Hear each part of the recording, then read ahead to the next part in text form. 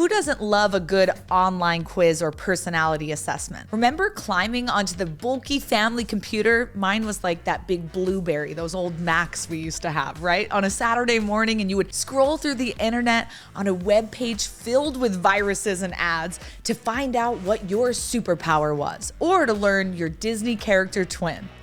You're smart, you're motivated, you want to do something big. You're on the verge of being a young boss, and we're going to help you get there. I'm your host, Isabel Garino, and welcome to the Young Boss Podcast, where youth is your power. The good old days. Turns out we carry this love of learning more about ourselves through online quizzes into adulthood. Shocker. And while some of my favorite tools that I use to hire new employees and communicate with current employees are web-based personality characteristics and work preference quizzes. And no, not the Disney character quizzes, although those are fun to take from time to time. I mean, you have to, refresh what Harry Potter house you're in, right? But for real, I'm talking about workplace aptitude and behavioral assessments. Chances are you've done one or two of these if you've been in the workplace, for 2 or more years. But today we're going to explore a handful of online assessment tools that I love and how they can improve your business. First up to the podium, drum roll please, is Predictive Index. I've mentioned it a couple times on this podcast, and I'm truly a huge fan. The Predictive Index is an online assessment that has two main components, a behavioral measurement and a cognitive measurement. The behavioral component reports a person's tendencies and preferences in the workplace. Respondents, they complete a portion by selecting adjectives that best describe them. It's literally 2 questions, and really it's going to show us, how are you expected to behave at work? And then how do you actually behave? And the adjectives, they, end up showing us 4 dominating personality themes. How, is strong is your need for dominance? How extroverted are you? How much patience do you have? And how much formality do you need? Or how much risk tolerance do you have? On the other hand, the cognitive component reports problem-solving abilities. So it's not how big your sponge is, it's how fast your sponge can fill, how quick you can learn things. The test measures respondents' cognitive learning and application speed into main categories, including verbal, numerical, abstract reasoning, and 9 corresponding subcategories. In simpler terms, it essentially serves as an aptitude test. So let me ask you a question. Would you agree that young bosses have a lot on their plates in terms of hiring? Probably. And as your business grows, you'll be reading many resumes, conducting a lot of interviews, and hiring tons of potential candidates. But one of the most frustrating parts of the hiring process is the hiring and firing cycle that you go through until you find the right candidate for that position. It's the turnover that drives us young bosses crazy, right? When you hire somebody and you think they're going to be perfect, their interview was stellar, and then they're not the right person. Well, let me tell you, the Predictive Index can be your solution to this frustration and nagging issue that you're probably bound to encounter. One of the best uses of the PI tool is for filtration and placement in the hiring process. So hear me out. Say you have an interviewee who has all the right answers and seems super outgoing, but their PI result tells you that this person is actually incredibly introverted. And not only that, but they can't do anything without collaborating with someone else, meaning they're not going to go make a decision on their own in the workplace. They're going to come to you for every single thing to approve. Are you okay with this? Is this right? Did I do this good? And now they're being considered for a PR position that requires public speaking, where they may be the only one in that city representing your brand, or community events, or cold call type meetings. Tons of socialization and opportunities for them to have to make decisions on their own. This is probably not the best fit, right? So if you still want to hire this candidate, but think the role they're interviewing for might not be the best fit, you can use their PI result to get that new hire in a position that's better suited for their natural personality. For us, we use this with every single person that we hire. I have them look at the job description, take the PI, and if they're not a fit, we don't even do an interview with them. It's really, really simple because we are looking for something super specific. Not only do I need that person in that role, but I also want you to be happy. The PI shows me, will you be happy in that role? How much longevity will you have in that role? So having those results, it gives you clarity. And honestly, just outright answers. It's important to have your team use the Predictive Index tool because not only will it help you as a young boss manage your business, but it allows your employees who are team members to better understand each other, right? So when you have everyone in the company take it, and you can't just have some people take it, you need to have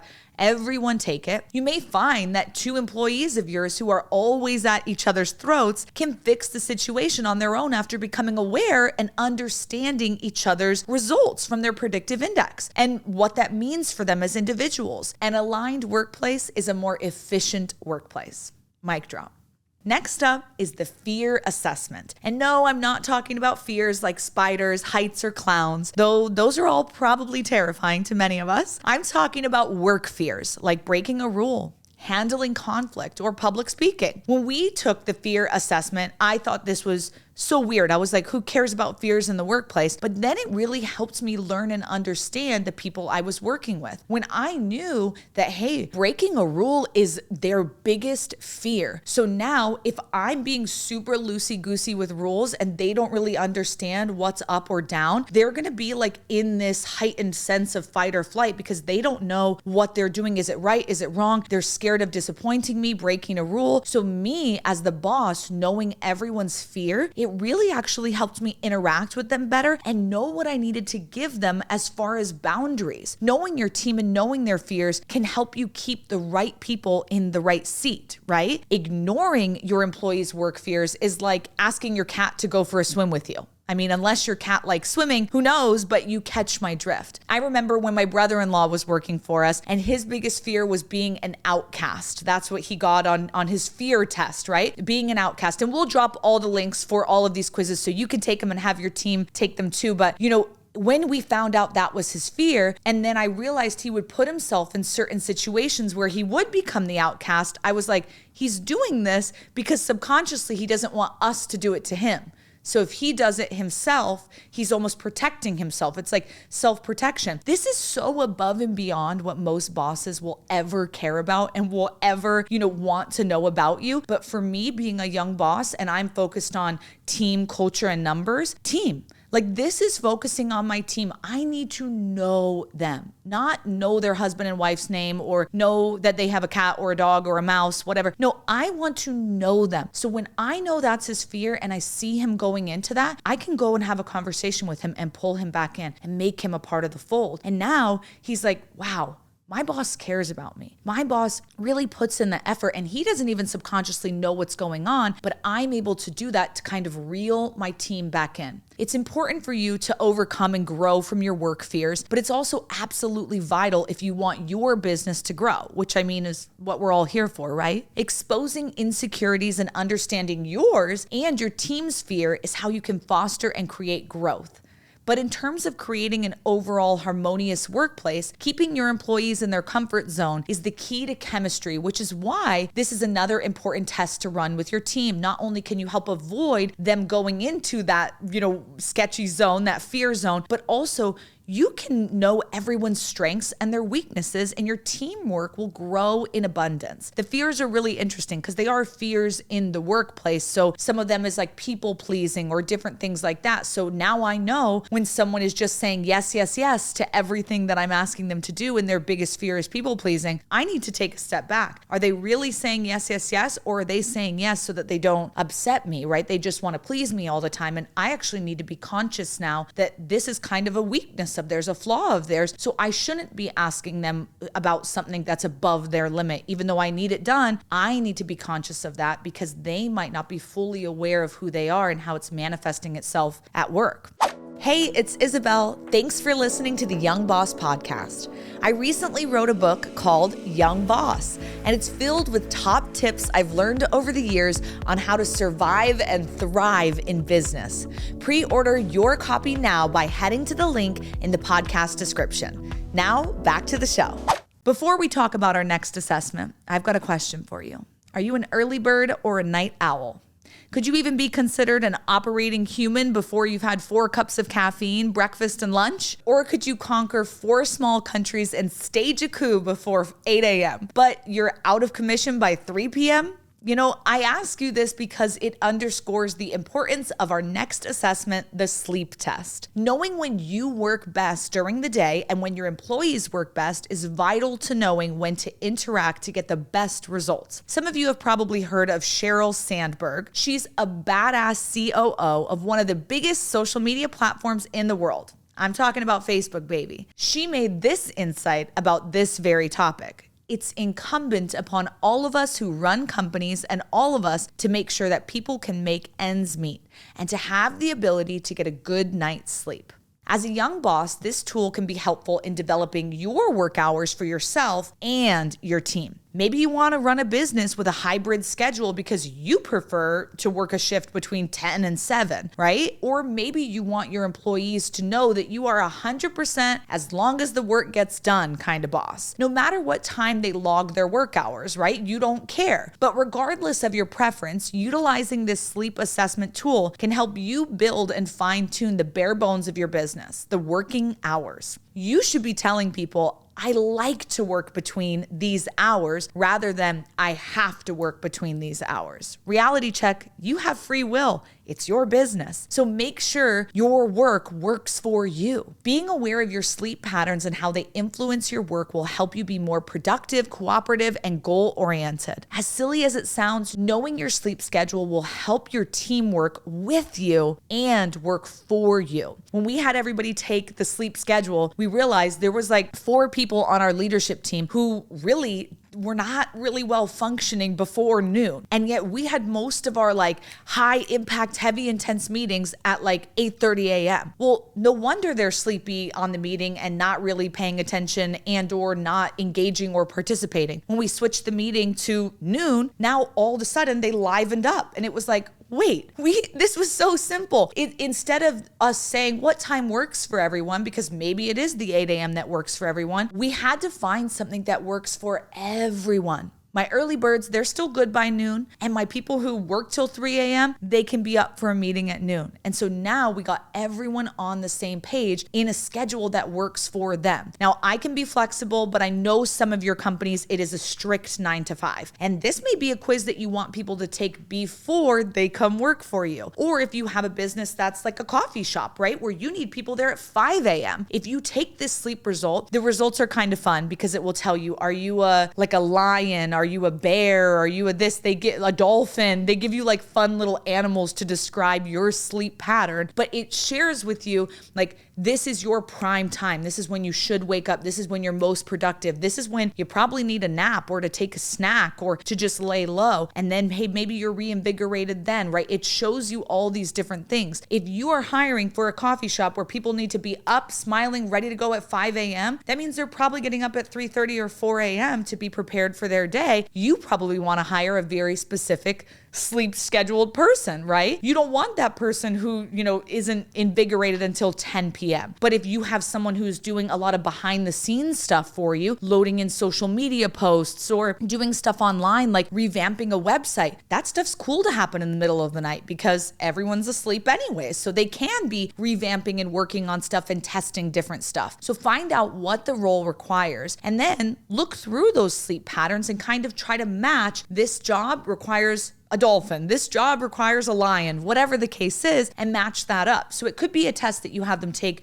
before you hire them or once you've hired them so you know when to have the right meetings at the right times. Use this tool so you know when everyone will be most vigilant and when they'll be most agitated. As a young boss, the leader of your business, you should know when you work best. Know thyself if you want the best for thyself. If you are a bitch in the morning, then you should know that. Okay? If you're sluggish in the afternoon, then don't plan your most important meeting right then. If your employees know the hours of your operation, shit will get done a lot smoother and a lot faster too. So yes, know them, but also know you. The final tool I want to discuss with you is one you've probably heard of. Does the concept of love languages ring a bell? Well, Think of the love language assessment and then think of it in terms of the workplace. And this leads us to the 5 languages of appreciation in the workplace assessment. Try and say that 5 times fast. If you know the 5 love languages, then you know the 5 work appreciation languages. Really fast, let's speed run through them and make sure we're all up to date. First is acts of service. This could be knocking out a side job for a coworker, stepping in to help them finish a project. The idea is that people like having things done for them, things that give them time back, things that they didn't want to do or are afraid of doing. You get the point. Second is quality time. Check in with your coworkers as a friend, right? Invite them to a working session, with you or lunch with you and just talk to them as a friend, not as an employee. Find time to level with your coworkers and employees. Third is words of affirmation, verbally letting them know that they're doing a great job, telling them you're a rock star, you're a badass, keep up with the awesome work. You get it. Fourth is tangible gifts. Remember how you'd get like a piece of candy from your teacher if you earned an A on a quiz or a test in elementary school? Same applies here. Give your team member a little something, from now and then, right? It could be a gift card to their favorite coffee shop or lunch spot. Maybe it's tickets to their favorite sports team or concert. Eras Tour, anyone? I'll take tickets, right? Make sure it's thoughtful. Sweaty gummy bears out of the palm of your hand on your way back to the office is not it, okay? Last but not least, physical touch or appropriate touch, right? High fives and fist bumps can go a long way, but keep it at that, would ya?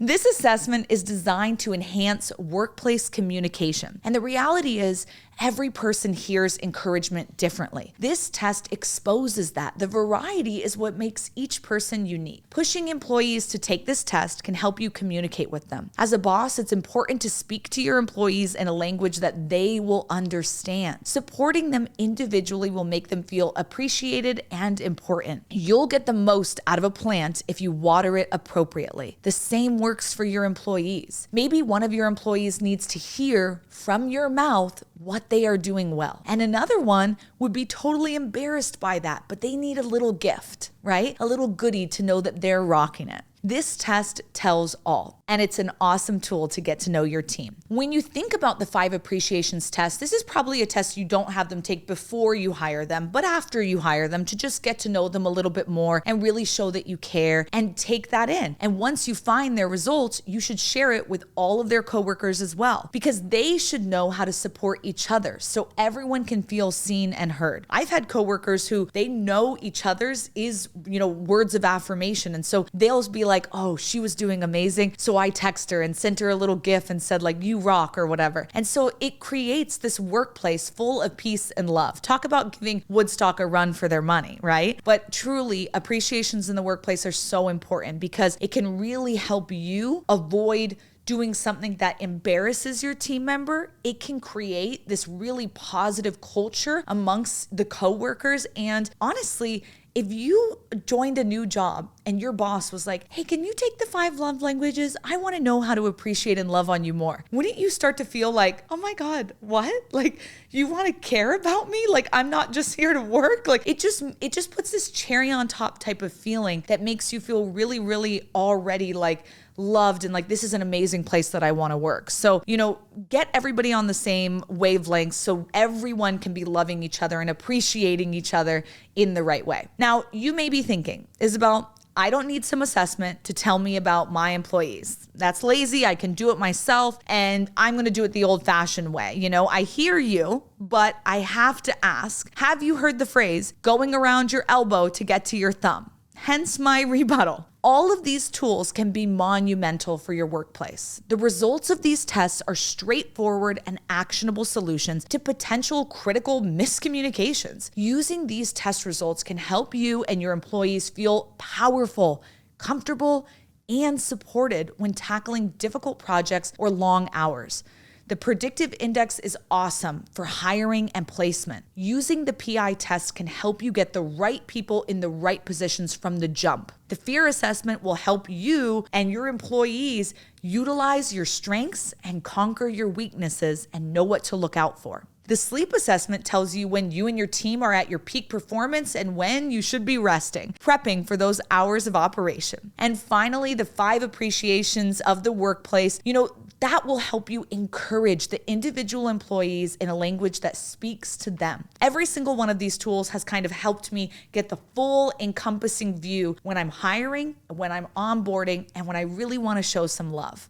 Every workplace could utilize at least one of these tools. Even if your coworkers or workplace won't use these tools, you can. Learning how you work, problem solve, and give and receive praise can help you collaborate with difficult professional partners, confusing board members, and troublesome clients. Knowing yourself will help you know others better. You know the saying, it takes two to tango. Eventually, you'll figure out how to work with your team, and it's because you know about these tests and you know your results. Last time I promise. Mic drop.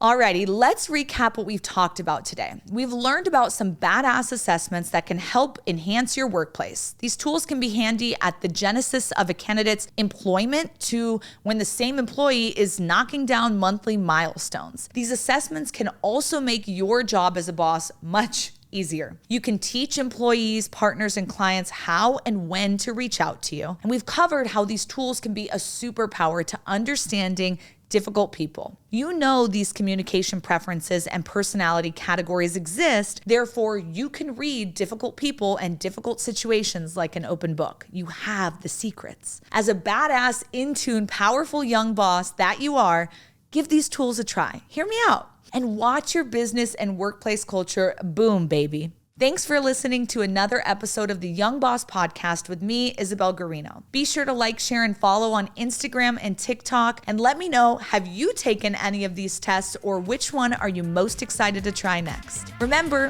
youth is your power.